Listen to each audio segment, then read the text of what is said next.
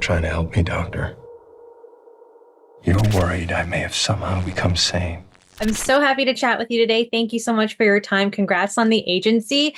This was such an intense suspenseful show, and I'm very excited to see what else is going on after episode 2. In keeping with this series, I'd like to start with something a little fun and lighthearted.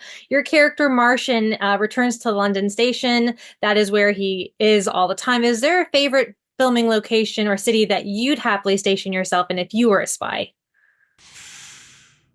Brazil might be nice, by the beach somewhere, somewhere hot, exotic, nice location. Yeah, I would choose that. Yeah. Like mojitos by the beach is great. Having a nice book, great. Really nice. Let's talk about the show because it does dive into the complexities of identity for agents who've lived undercover for long periods. How did you interpret Martian's struggle with his real self versus the legend that, he has that people talk about? Yeah, well, I think the legend becomes the real person anyway. I think that's why he's so effective and so successful, because he can just become Paul Lewis and create Paul Lewis, and Paul Lewis is Brandon. They don't sort of diverge too much, and therefore sort of lies and truth are totally interwoven into both of those characters. I saw that early with him in a scene with his daughter where he just lies to her about, it's a strange lie, and I was always like, well, why did he just lie to her about where he got this flat or who owns the flat or the apartment?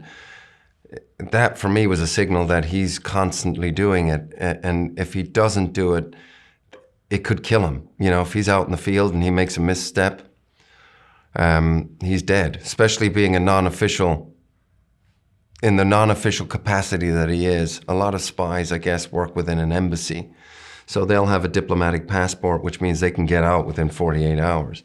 But somebody that's in a non-official role, as he is less likely to come under suspicion. But if they are, and if the wheels start turning, then they're kind of on their own.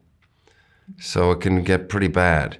And so I think he's just, it purely as a form of survival, lies and truth, he doesn't tell the difference anymore. And I'm hoping that, in the portrayal of the character, the audience are also like, which one is the real one, and when is he telling the truth and when is he lying? Yeah, I know you said you watched the original French series, so I'm wondering, as a performer taking on the role, now looking back at it with the audience, how would you say the agency preserves, the tone while exploring the unique dynamics within the CIA and global intelligence? I think, we wanted to definitely respect the original series because it's so good, and a lot of the things there worked really well.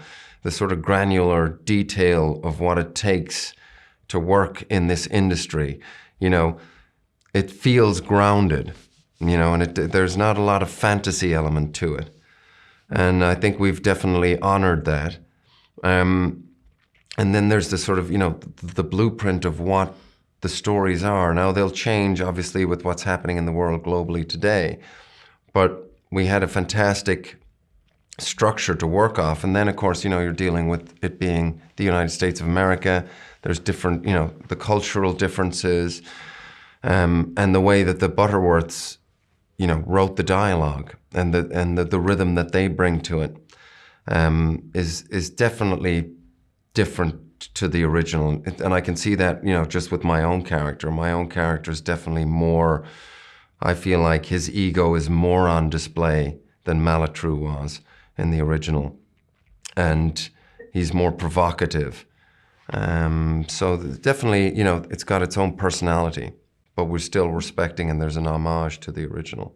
Yeah, the first 2 episodes are very sharp and so intense. And I just, it's very different. I feel like when you're watching, like, Showtime's known for like this prestige programming, like Homeland and all those types of shows. This is very different, and it feels so, like, it's very quiet, sort of like intelligence of like all these like sorts of shows that are, kind of covering politics. But, there are some very physically demanding scenes. And I saw in the trailer too, you are put through the ringer with a lot of stunt work, it looks like. Was there any sequence or stunt that really stood out to you in filming or that required extra preparation? I think that the difference with, film and television is just time, the luxury of time. So, I always like to have like plenty of time to prep something. And of course, you take whatever time is available. So we were just moving fast with all of it. So we had to just dial in very quickly. I think, what you said actually about the intensity, I think is there in this show more. What was very cognizant to me is somebody that's been away for 6 years. It's too long.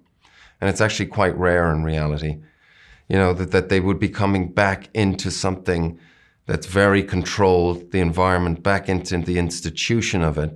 I think he's unhinged from the beginning, and he's a liability. And that was, I think, is more hyped up in this. Physically, again, because of the shoot was demanding. So, it was very important for me to get up early, go to the gym every morning before we started. I had a routine in place. So bringing physicality into it that way was very helpful for me, just sort of mentally, actually. There's some stunt stuff that I do, for sure. We've got some action sequences. But not like, crazy stuff. It's in a lot of ways more cerebral. But we did get to have some fun, and he gets to flex his muscles a bit.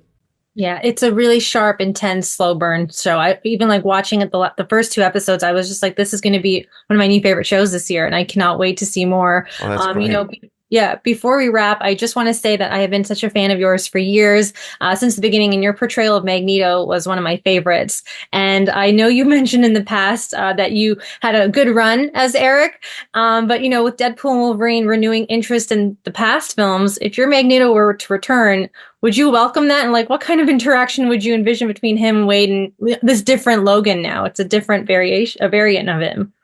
Well, I loved working with Hugh. He's an absolute gentleman. He's so talented. And I'm a big fan of Ryan and what he's done with the Deadpool series. Probably my favorite out of all the sort of Marvel characters. So yeah, I'm always open to things, approach it always like that. Right now, I'm focused on this and, prepping for, season 2 and getting ready for that. So it's just time, Also got 2 little boys. I want to be available to them and be around. So right now, my focus and energy is really going to be on the agency. But you never say never. Never say never. And I'm sure you're definitely, the hero at home, because you are a secret spy on one day and then superhero on another day. So it's lovely to see that. But Michael, thank you so much for your time. I'm, again, such a big fan of yours. And this show is amazing. And I cannot wait for more people to see it. So thank you so much. Thank you.